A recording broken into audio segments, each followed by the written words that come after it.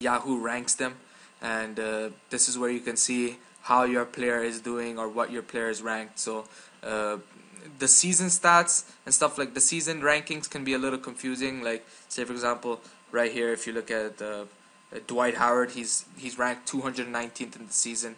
Obviously, he's not the 219th, best player in the league. He's much better than that.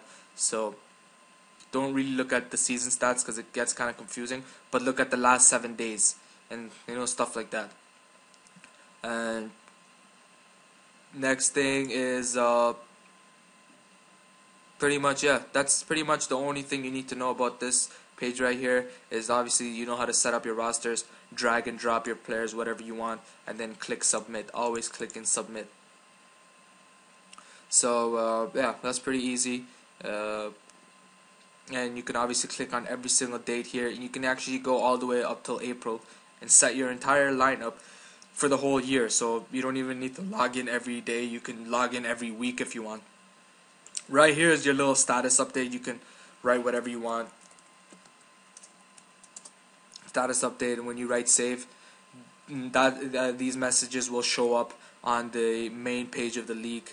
So when you guys see all those messages at the bottom of the main page, it's through this. Guys are typing messages right here, and then hit and save. Right here, this little thing tells you how many adds and drops you have per week. There's a maximum of 4 waivers transactions per week, so you can only make 4 moves, add 4 players, I guess. So I'm gonna get into that now. So say for example, you see that one of your players are not really playing that well, and how you're gonna analyze if a player is not playing that well. Maybe you're in ranks, right? We're gonna start off with ranks. Hey, let me see how my team is doing. You go to ranks and you see that maybe a player in the last 7 days has been playing pretty bad.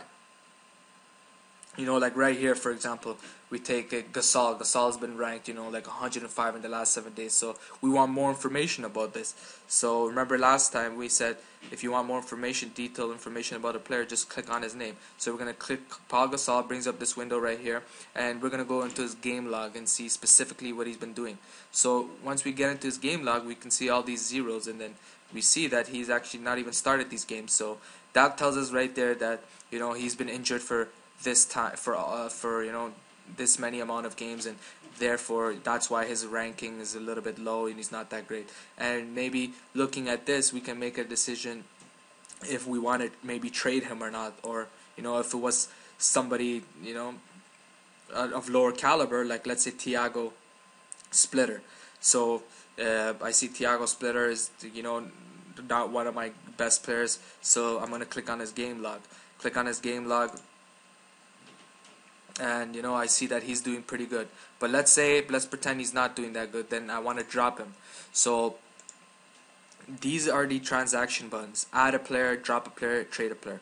Now anytime you want to drop a player, like you see a player that's not doing well, it's always better to add a player first than going to drop, because if you click on drop, what's going to happen is you're just going to click on drop and then choose a player to drop, and then that's it.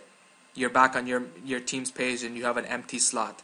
So it's always better to start off by adding a player. So make sure you find the player first before you drop your player, because sometimes you never know. You can drop your player and then go on the add page and then see that, hey, there wasn't really a great player on the waivers to begin with, so why did I even drop him? So it's always good to go to add player first. Now this page is very, very important page. You're going to be using this page a lot.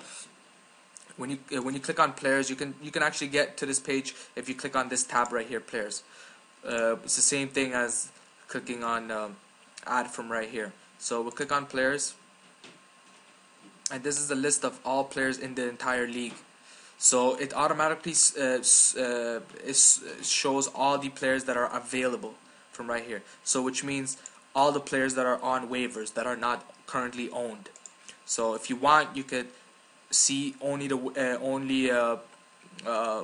if you want, you can see all players. So this this will show every single player in the league, even including players that are owned by players. See, now all of a sudden LeBron James is there and all these guys, because we've sorted it, we filtered it through all players. So so we're gonna go back to all available players only, because it's gonna make sense. It's gonna show us only the players that are available. If we want, we can sort through. If there's a specific position we need, like we need more rebounds or whatever. Now we're just looking for specifically a center. We're gonna click on center and filter that. Now all of a sudden we see all the centers. And another thing right here, the last little option that you have is how you want to sort them, what you want to see for these players, like what stats. What I always try to use is these stats right here, is these categories right here. Like you want to be checking, you want to be sorting players from the last 7 days. Makes sense, right?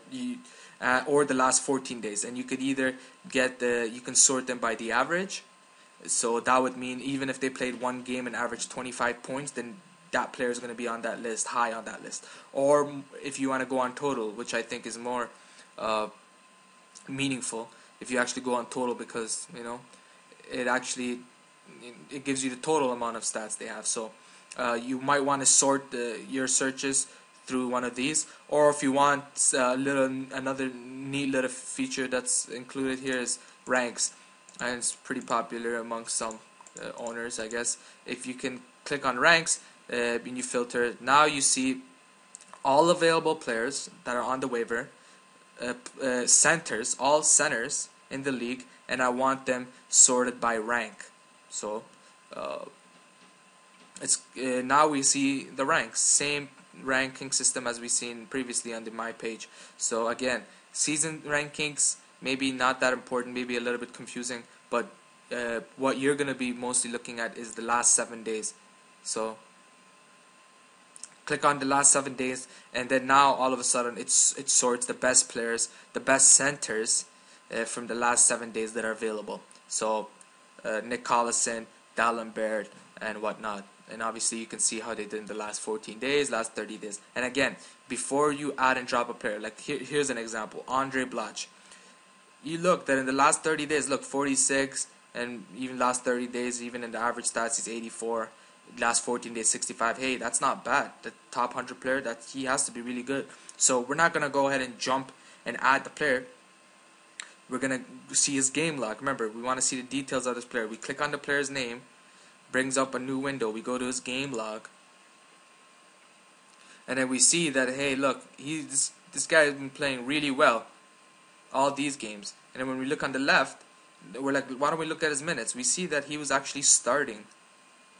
So he wasn't a starter, then he became a starter, and I guess that was due to some injuries, and then he lost his position. So you know what, now you can see that he's been ranked well because of those stats that he acquired like last week, and now he's gone back to the bench. So you're not going to go ahead and add the player. If in case you do want to add a player, you can do that through right here on the actions button right here. It's pretty simple. This plus button means that you want to add the player. Let's say if you don't want to add the player, but you just want to like add the player to your watch list. I'm going to talk about that later. You can just click on this flag right here. So basically you add a little flag on the player, so you can easily see how he's doing from another page, which I'll show you later. So like I said, if you want to add the player, you just click on this. Pretty easy. But I'm sure you already know how to do that. But what I really wanted to talk to you guys about and let you guys understand is these little things right here. How you can sort the players listed from from these things. I'm going to give you another example. Let's say I needed 3-pointers. I'm going to go to season total, right? Not even season total. I'm going to go to last 14 days total, and I'm going to filter it.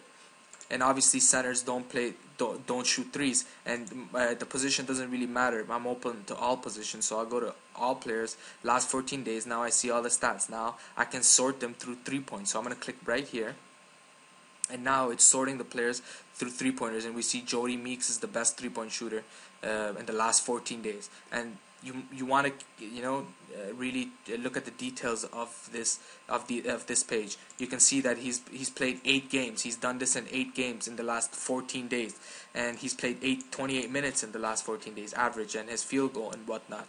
So if you want the player, you can add him right here. If you don't, you can just click this flag right here and still keep searching for players. So really important that